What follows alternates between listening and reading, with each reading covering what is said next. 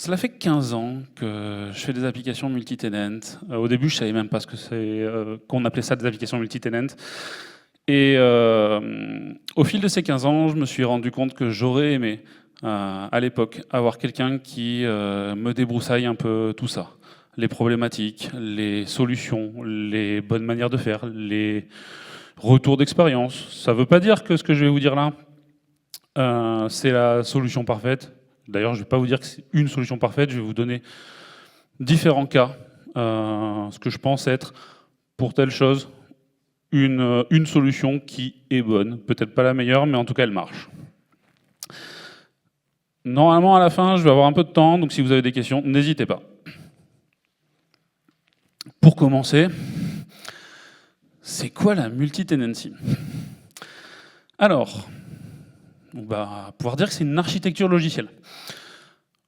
Pour être exact, c'est une architecture logicielle où en fait on va avoir une instance d'une application qui va répondre à différents tenants. Alors qu'est-ce que c'est un tenant? Un tenant, ça peut être pour vous, ça va être un client, une équipe, une organisation. En tout cas, c'est le locataire de votre application. Il utilise votre application, il n'est pas seul à utiliser votre application. Et dans votre application, il y a quelque chose qui est important, c'est qu'il a envie de ne pas savoir ce que font les autres et que les autres ne sachent pas ce que lui fait. Donc, les principes clés quand on va faire de la multi-tenancy, c'est l'isolation des données entre les tenants. Il y a peu, voire pas de partage de leurs données. Par contre, ils partagent l'infrastructure qui est derrière, ou en tout cas une partie de celle-ci. L'objectif, il y a deux grands objectifs pour moi quand on veut implémenter de la multi-tenancy. Le premier, ça va être la sécurité. Et plus que ça, j'ai tendance à penser que quand on réfléchit à l'architecture multi-tenant, on cherche de la sécurité by design, c'est-à-dire de la sécurité qu'on oublie, qui fonctionne, qui est là, où on n'a pas besoin d'y avoir pensé pour qu'elle soit présente et pour qu'elle soit efficace. Donc garantir l'étanchéité, sans y penser, de manière à répondre aux conformités, RGPD, certification ISO, SOC, ce que vous voulez. Deuxième chose, c'est pas pour moi le point principal, mais c'est un bon effet de bord, c'est les performances. Quand vous faites une application multi-tenant, l'isolation des données va souvent vous amener à mieux gérer la performance tenant par tenant. Une meilleure scalabilité de votre application, d'avoir prévu que l'application que vous avez fait aujourd'hui avec 10 clients, elle va toujours fonctionner avec 100 000 clients. De pouvoir, s'il y a besoin, isoler une partie des ressources d'un client, de manière à ce qu'il n'impacte pas sur les autres. Si vous avez un client qui représente 50% de votre chiffre d'affaires, probablement qu'il mérite d'avoir un fonctionnement un peu différent des autres et de ne pas impacter sur les tout petits clients. Et cela passe par des possibilités d'optimisation ciblées sur ces tenants. Différentes stratégies qu'on évoquera plus loin. Alors, je parle de tenant. Tout à l'heure, j'ai parlé de clients, d'organisation, d'équipe. Qui est mon tenant? C'est l'entité dont vous voulez isoler les données. Et quand on parle d'isoler les données, souvent, avec ça vient autre chose, c'est qu'on va complexifier le fait de partager les données de ce tenant avec les autres tenants. C'est quelque chose qu'il faut avoir en tête quand on choisit où placer le tenant. Exemple. Je vous ai listé différents tenants ici. L'organisation, l'entreprise. C'est le plus haut niveau. Dedans, il y a des départements, des équipes. Et dedans, il y a des utilisateurs. Très souvent, ça va être l'entreprise. S'il y a des besoins de sécurité particuliers, ça pourrait être le département, l'équipe, le service.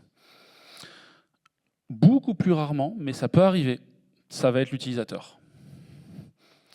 J'aurais tendance quand même à vous dire que si vous partez sur l'utilisateur, réfléchissez bien.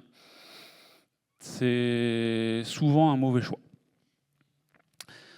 En tout cas, en cas de doute, si vous hésitez, j'aurais toujours tendance à vous dire, si vous êtes parti sur le plus haut niveau de hiérarchie, ce sera plus simple de revenir sur un niveau plus bas après que d'avoir fait l'erreur d'être parti sur un niveau trop bas au début.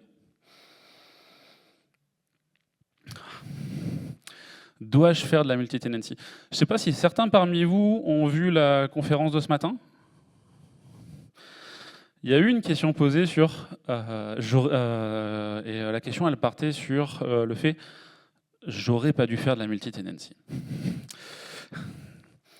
Donc déjà, quand le faire? Si vous faites une application SaaS en B2B que vous vendez à des clients, en général, vous voulez faire de la multi-tenancy. Les données, si vous avez des données sensibles à isoler, c'est également souvent votre besoin. S'il y a des grosses disparités entre vos tenants au niveau de la scalabilité, là aussi. Quand je ne dois pas le faire, par contre, déjà, si j'ai un seul client, c'est souvent pas la bonne chose. S'il y a un seul client, les données ne sont pas isolées. C'était le cas ce matin, par exemple, si c'est plusieurs produits d'un même client, c'est pas tout à fait la bonne solution. Si vous avez beaucoup de données publiques partagées, si en fait les données sont naturellement très publiques, là aussi, c'est peut-être pas la meilleure des choses à mettre en place. Vous allez complexifier l'accès aux données. Donc à éviter. Maintenant, je vais rentrer un peu plus dans le sujet. Maintenant qu'on a vu ce qu'était la multi-tenancy, on est tous d'accord là-dessus, je vais rentrer un peu plus sur les problématiques et les solutions. Vous allez le voir, je vais y aller en étapes. Au début, je vais vraiment être... on pourrait être à un forum sur le Go. Ça irait très bien, le début. Après, je vais aller un peu plus dans le détail. Je vais parler plus de PHP, de Postgre. À la fin, j'irai sur une implémentation plus Laravel. Donc ça va être un peu crescendo tout au long. En tout cas, première partie, c'est la partie qui s'adresse à n'importe qui. C'est choisir la manière de siloter les données. Alors, il y a un peu 3 grandes catégories, selon moi. La première, ça va être un silotage au niveau de ce que j'appelle par propriété. Un silotage logique, donc c'est vraiment la même structure qui va stocker la donnée. Par contre, on va la siloter sur une propriété de celle-ci. En SQL, ça va revenir à une colonne. La fameuse colonne tenant ID, team ID, customer ID, selon vos cas. Donc ici, c'est ce qu'on va avoir un peu naturellement tous envie de faire. Le risque, c'est l'oubli. On l'a vu quand on implémente de la multi-tenancy. L'objectif, c'est de ne plus penser à la sécurité, de ne plus avoir à y penser, ne pas avoir un risque d'oubli. Et cette manière de faire, si on l'implémente comme ça sans avoir réfléchi à la multi-tenancy, c'est celle qui va être la plus à risque là-dessus. Facile d'avoir une erreur humaine. On peut avoir une erreur d'un développeur, une erreur d'un merge aussi des fois. Et c'est le genre d'erreur qui peut être catastrophique pour vous. Une fuite de données, c'est ce qu'on veut absolument éviter. Donc, il y a quand même des solutions. On va avoir par exemple, si vous êtes sur du Postgre, on va pouvoir mettre un système de sécurité au niveau de la ligne, permettant d'automatiquement vérifier que quand on fait une requête, on ne récupère que les lignes correspondant à ce client-là. Plus tard, je rentre un peu plus dans le détail sur la manière de l'implémenter. En Laravel, on pourra aussi avoir des global scopes. C'est une manière donc de dire automatiquement, dès que je vais faire une requête sur mes commandes, eh bien, automatiquement, je vais rajouter un where tenant ID égale machin. Là aussi, il y a peut-être aussi mieux, on verra plus tard.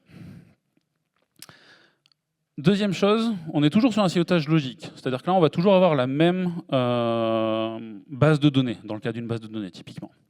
Par contre, on va faire une séparation un peu plus forte. On va passer par un objet logique de la base de données. Ça peut être une table, un namespace, un schéma, une database aussi. Il y a des databases logiques dans beaucoup de bases de données. Donc par exemple, sur une table, ça peut être en utilisant un préfixe dessus. C'est-à-dire qu'automatiquement, toutes les tables que l'on va faire, on va les préfixer sur le tenant. beaucoup plus complexe d'oublier de préciser enfin, c'est impossible d'oublier le tenant dans ces cas-là, et c'est tout le but. On a même aussi la possibilité de faire un schéma ou une base logique. La plupart des systèmes de base de données aujourd'hui ont des notions de ce genre, vous permettant de dire qu'il y a par exemple une base tenant 1, une base tenant 2, une base tenant 3. L'avantage, comme je l'ai dit, une isolation beaucoup plus forte en tout cas que la précédente et plus naturelle, c'est-à-dire que c'est impossible de ne pas la mettre. On est beaucoup plus sur la partie security by design. Des migrations indépendantes, ça veut dire que s'il y a un besoin particulier sur un tenant, un index par exemple, c'est tout à fait possible de l'implémenter. Un tenant peut avoir un index particulier sur ça. On peut même imaginer avoir des optimisations spécifiques sur un tenant. Alors toujours attention, il faut éviter de trop dériver, mais c'est possible. L'implémentation est relativement simple. On peut penser que c'est compliqué, mais dans les faits, on va voir que c'est facile à faire. Et c'est un bon compromis si vous ne savez pas par où démarrer. Ça a quand même des inconvénients. Les migrations. Et oui, si chaque tenant a une table order, ça veut dire qu'il va falloir fabriquer la table order sur tous les tenants, y compris quand un tenant se rajoute en cours de vie de votre logiciel. Ça va rendre aussi l'analyse entre les tenants plus lente, pas impossible. C'est assez facile sur la plupart des systèmes de base de données de faire des requêtes qui vont boucler automatiquement. Donc ça va rendre toujours les choses possibles, mais plus lent et un poil plus complexe. Et dernier point, si vous allez sur ce genre de choses, vérifiez les limites de votre base de données. Je vais vous donner des exemples sur Postgre, un peu MariaDB, un peu Mongo, mais de manière générale, si vous utilisez une base de données, vérifiez les limites avant d'aller sur ça. Si la base de données vous dit qu'elle n'est pas capable de gérer plus de 5 namespaces, n'essayez pas d'en mettre 10 000. Voilà. Dernier silotage, c'est un peu le silotage le plus gros. On va physiquement ne pas avoir la même base de données. C'est une base de données différente. Chaque tenant a sa propre base de données. Ce n'est pas les mêmes serveurs qui la font tourner. C'est là où vous aurez l'isolation maximale. C'est là aussi où vous serez capable d'avoir le meilleur scaling par tenant. C'est-à-dire que vous pourrez avoir un tenant qui a une base de données avec 128 Go de RAM et l'autre avec 2 Go. Vous pourrez aussi gérer des backups et des restaurations indépendantes. Cela va vous permettre facilement de dire que si un tenant, il y a eu un problème juste sur lui, de ne restaurer le backup que de lui, de ne pas avoir à restaurer un backup de potentiellement vos 50 000 tenants. Par contre, ça a aussi beaucoup d'inconvénients. Complexité opérationnelle forte. Il va falloir être capable d'automatiquement déployer des bases de données. Ce n'est pas donné à tout le monde, ça nécessite d'avoir une certaine maturité au niveau de l'infrastructure ou de faire appel à des solutions qui sont adaptées autour de ça. Là, pareil, on va revenir dessus. Le coût. De manière générale, une base de données de 10 Go va facilement encaisser 30 tenants qui nécessiteraient 2 Go parce que tout le monde ne va pas avoir la même utilisation au même moment. Alors que si vous avez 30 bases de données, vous allez payer 30 bases de données qui vous coûteront probablement plus cher qu'une base de données de 30 Go. Migration, là, même problème que tout à l'heure. Et alors, si vous voulez faire de l'analyse sur les données, là, ça nécessite d'avoir les bons outils. Toujours, rien n'est impossible, c'est juste beaucoup plus complexe. Maintenant, j'espère vous avoir présenté un peu les différentes solutions de silotage que vous avez bien en tête. On va rentrer plus en détail sur les solutions, fonction de votre stack. Particulièrement Postgre, parce que c'est ce que je connais le mieux et où je me sens le plus à l'aise de vous donner des conseils, mais pas que. Alors en Postgre, je parlais des row-level security. Donc là, c'est un mécanisme de Postgre qui va vous permettre de dire sur une table donnée, automatiquement, le tenant ID va être filtré automatiquement quand vous faites une requête. Et je tenais à parler particulièrement d'un point sur la partie row-level security. Beaucoup de gens savent que cela existe. Par contre, ce qui est moins connu, c'est qu'on n'est pas obligé de le faire sur une propriété de l'utilisateur. On n'est pas obligé d'avoir 50 000 utilisateurs sur votre base de données. Vous pouvez avoir un seul utilisateur et filtrer à partir de propriétés de la session. Donc déclarer quand vous vous connectez, le tenant ID c'est 2 et automatiquement toutes vos requêtes vont être filtrées sur le tenant ID 2 sans avoir besoin d'avoir à vous connecter en tant que l'utilisateur tenant 2. Et point de vue développeur, ça va être l'expérience la plus transparente. Il va requêter sur les orders et il ne va récupérer que les orders du tenant 2. Il ne va même pas avoir de propriété tenant 2 dans les orders.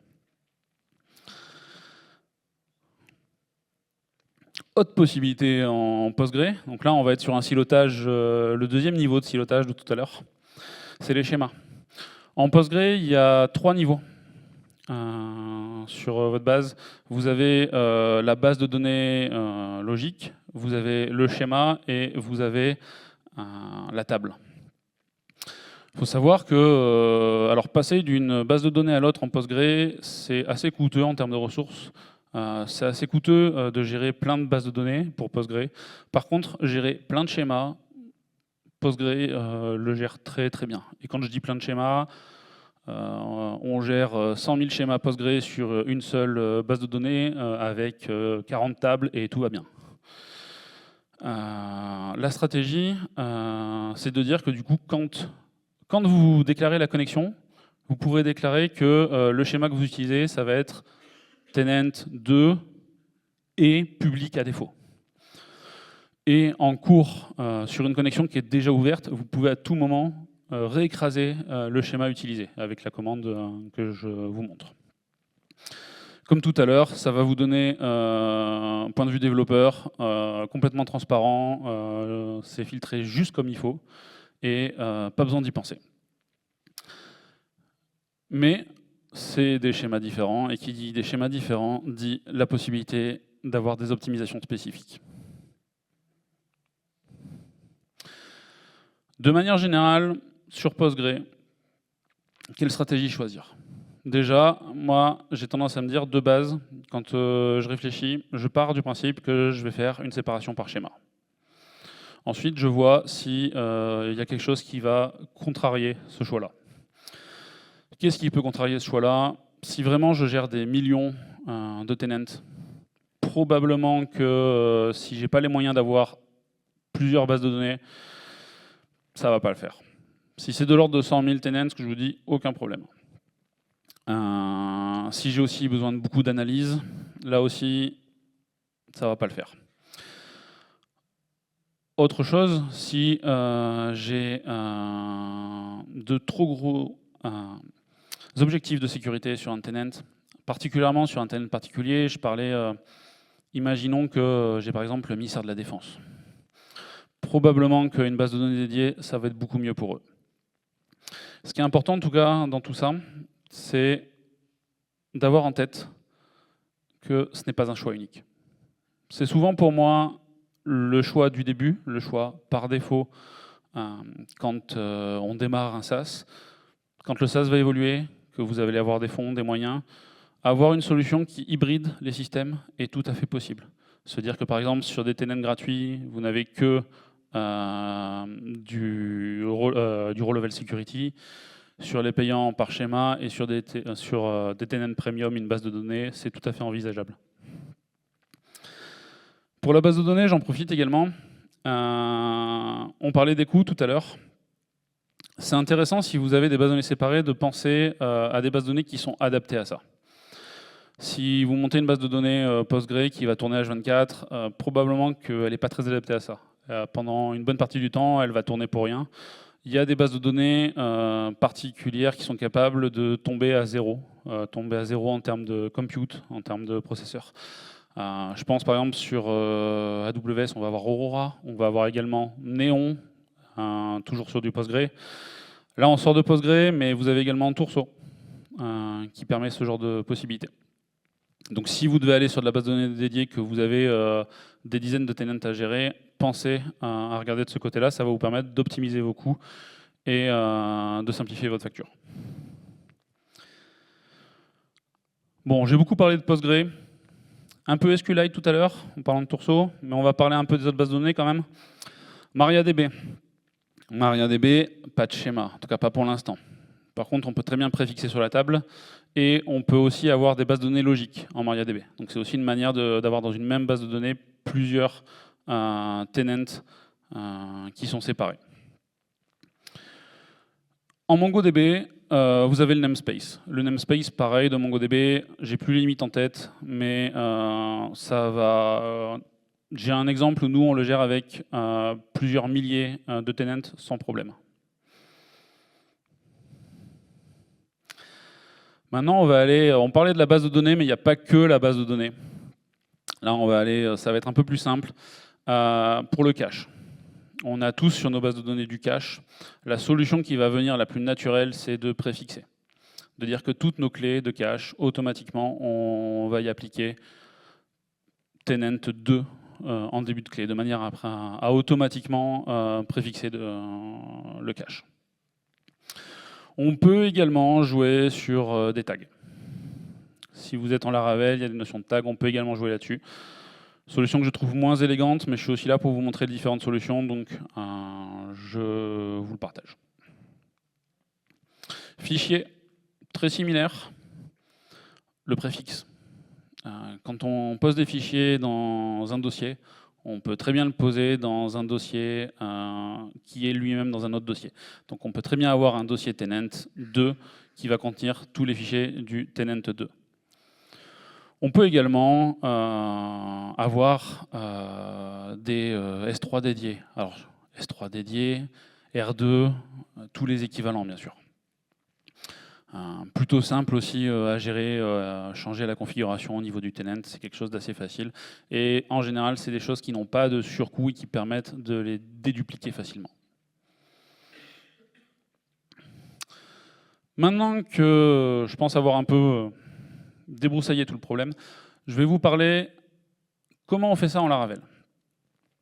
Alors ce matin, on a eu l'occasion de voir une présentation donc, de Spatie. Je vais essayer de vous parler des choses, comment le personnaliser le comportement, comment adapter la tenancy à ce que moi j'ai envie d'avoir. Donc on va aller un peu plus dans le détail. Mais tout d'abord, quand c'est qu'on y pense? Si vous y pensez en début de projet, honnêtement, en quelques heures de travail, ça peut être plié. Très simple à faire, il n'y a pas de problématique de migration, rien. Et aujourd'hui, avec les ressources qu'il y a, un bon choix peut être fait très rapidement et implémenté rapidement. Si votre application est en production depuis quelques temps, là, on va passer à quelques jours. Il va falloir migrer les données si ça ne correspond pas, prévoir une maintenance, ça va être compliqué. Et alors, si vous avez une production mature, je peux vous garantir que ça va mettre des mois, voire des années. Donc, la morale, pensez-y dès le début. C'est vraiment un effort minime en début de projet, et plus le temps va passer, plus l'effort demandé va être immense. Et aussi, je l'ai dit tout à l'heure, je le répète, si vous avez fait le mauvais choix de stratégie, mais que vous avez quand même eu la logique de l'implémentation de multi-tenancy, changer en cours de route va vous coûter moins. Donc n'ayez pas peur. N'ayez pas peur de prendre le choix dès le début. Et je parlais de quelques heures. Si je dis quelques heures, c'est qu'il y a pas mal de ressources pour vous aider. La première, la librairie de Spatie. Vous avez pu voir peut-être la conférence ce matin. Une librairie que je trouve très simple d'utilisation, qui va se focaliser sur l'essentiel, mais tout en restant extrêmement simple à personnaliser.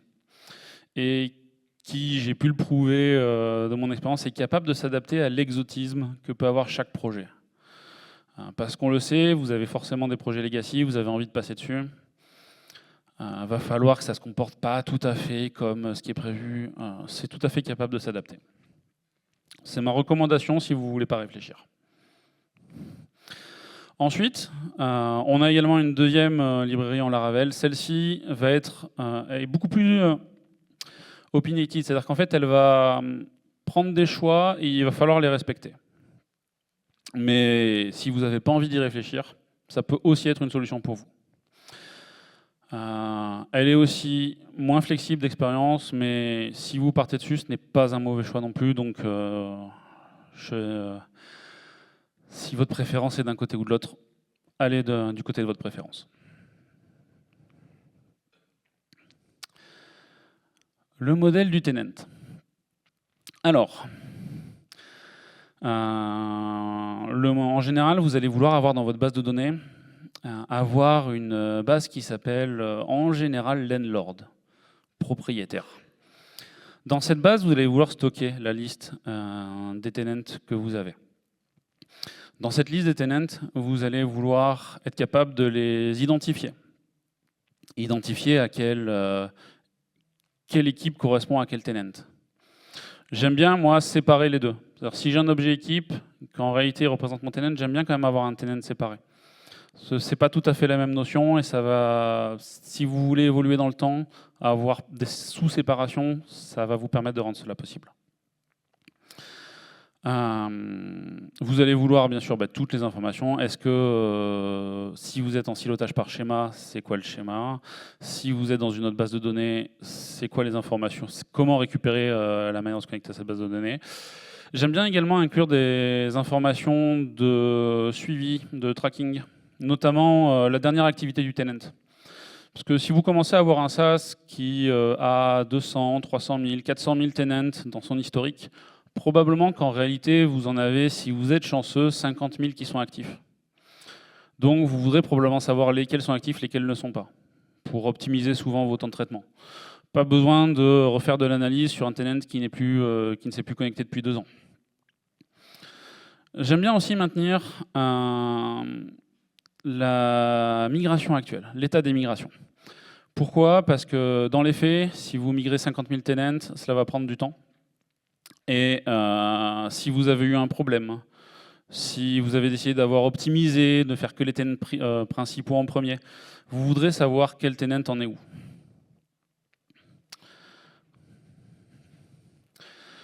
Maintenant qu'on a le tenant, on va vouloir, il y a une partie importante, ça va être détecter le tenant. La stratégie de base, qui est souvent implémentée, va être sur l'URL, le domaine. C'est une stratégie qui est très simple à implémenter. En fonction du contenu de l'URL, vous identifiez la partie qui représente le tenant, et grâce à ça, vous savez que sur votre application, c'est le tenant 2 qui est actuellement connecté. Si vous utilisez une des librairies que j'ai citées, les deux vont gérer ça très bien.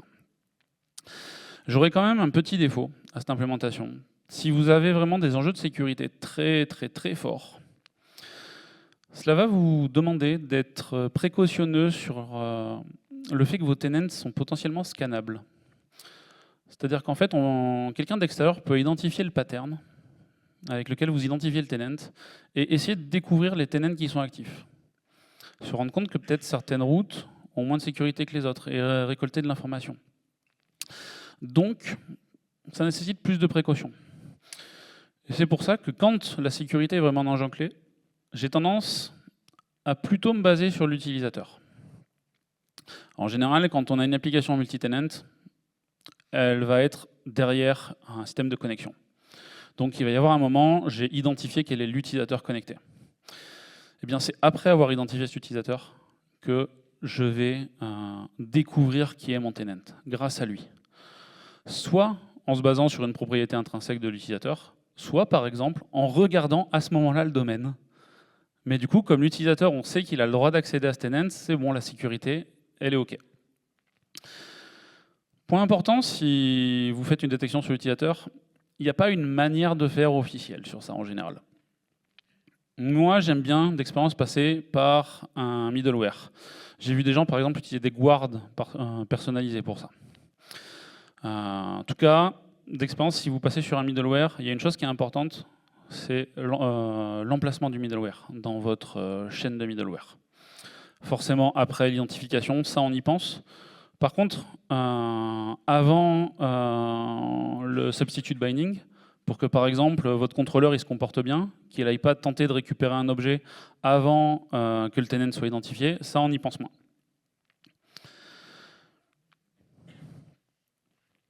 En tout cas, maintenant on a identifié le tenant. Donc on va chercher à se déplacer sur le nouveau tenant. Pour se déplacer sur le nouveau tenant, là, je vous conseille d'aller voir les librairies. Si vous décidez de le faire vous-même, ça va consister à implémenter un hook qui va, quand un tenant est déclaré current, effectuer des actions.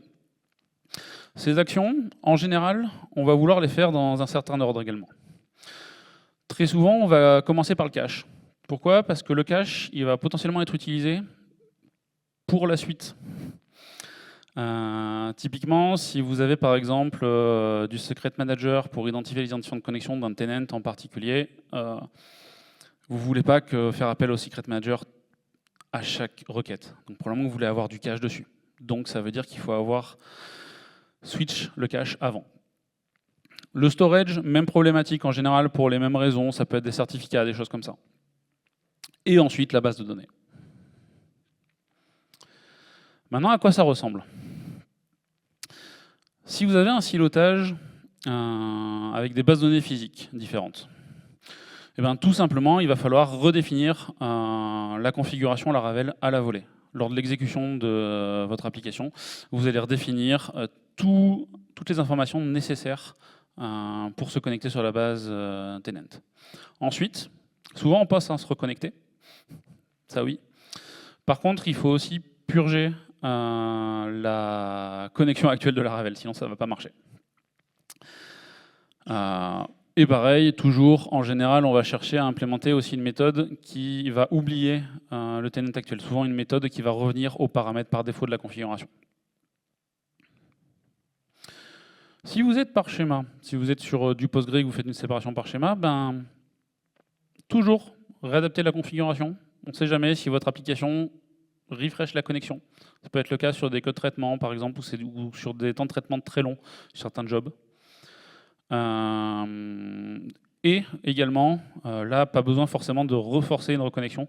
Par contre, avec un statement en Postgre, c'est très simple de changer le schéma actuel. Et si vous êtes sur de la row level security, comme présenté tout à l'heure, là aussi, un simple statement va changer la propriété. Ou si vous avez choisi de partir sur l'utilisateur, ben, changez l'utilisateur dans votre config, reconnectez-vous, tout simplement. Pour le cache, alors, là aussi, en général, les choses, vous avez tout clé en main. Si vous avez choisi de partir sur une lib, mais pour rentrer un peu dans le détail de qu'est-ce qui va se passer, ça va être quelque chose de très similaire. Souvent, dans votre configuration, vous allez avoir une notion de préfixe au niveau du cache. Si vous êtes en Laravel, c'est le cas. Il va falloir changer cette configuration, purger les drivers et reconnecter le cache s'il y a un système de connexion.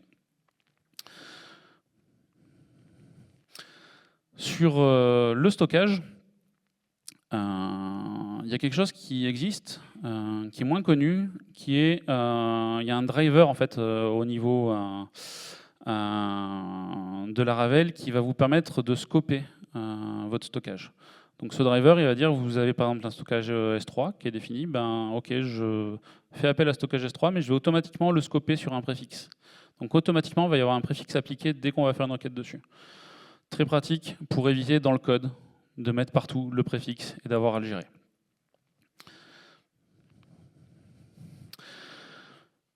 Pour finir, je vais vous donner quelques conseils sur toute la partie commande, que de traitement. Allez lire la documentation, c'est du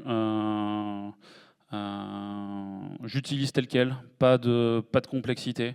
Les deux librairies font ça très bien. Mes astuces pour aller plus loin. Alors je l'ai dit tout à l'heure, je le redis, c'est un point que je trouve important. Séparez vos tenants actifs et inactifs. En tout cas, soyez en mesure de les identifier. Au début de votre application, c'est pas très grave. Quand elle va avoir grossi, ça va vous permettre d'optimiser beaucoup de temps de traitement. Ensuite, là, on a vu les migrations, on a vu que la librairie permet d'exécuter une commande qui va vous permettre de boucler automatiquement. Par contre, il va falloir gérer la création du tenant. Donc, lorsque vous créez le tenant, pensez sur un événement, sur la méthode qui va créer, pensez à lancer les migrations du tenant, bien sûr. J'avais dit aussi séparer l'identifiant du tenant de l'objet qui symbolise. C'est à la fois pour de l'évolutivité. Si vous voulez introduire plusieurs niveaux de tenant, c'est tout à fait possible plus tard. Si vous voulez changer aussi d'objet. Mais aussi pour des questions de sécurité. J'aime bien que le tenant qui a un gros UID, on ne soit pas capable d'identifier que c'est par exemple la FUP. Et également, là ça va être plutôt pour l'expérience développeur, surtout en local, j'aime bien avoir un tenant par défaut. Me dire que quand je suis sur mon environnement local, avoir un tenant par défaut qui est dans la configuration par défaut, ça va vous permettre de simplifier la mise en place des tests unitaires et la gestion de vos différents outils, par exemple IDE Helper, etc. En tout cas, si vous avez suivi ça, félicitations. Maintenant, vous avez une application Laravel en multi-tenancy. Vous isolez bien les données de vos clients et vous êtes capable d'évoluer pour la suite de votre SaaS. Si vous avez des questions, c'est maintenant. Et si vous voulez pour plus tard, je vous ai aussi laissé mon LinkedIn. Ce sera la meilleure manière d'avoir une réponse.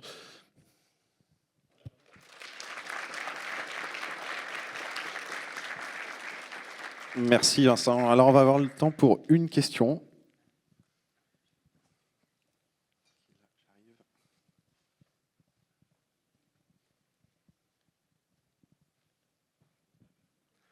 Merci Vincent pour ton talk.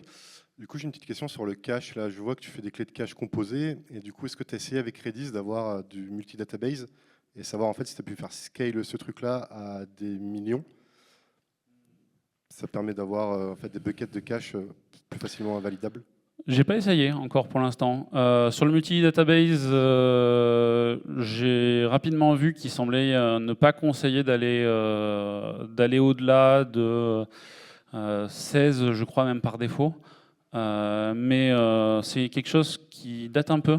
Donc peut-être que les choses ont évolué, notamment aujourd'hui avec du Redis ou même du Valky par exemple.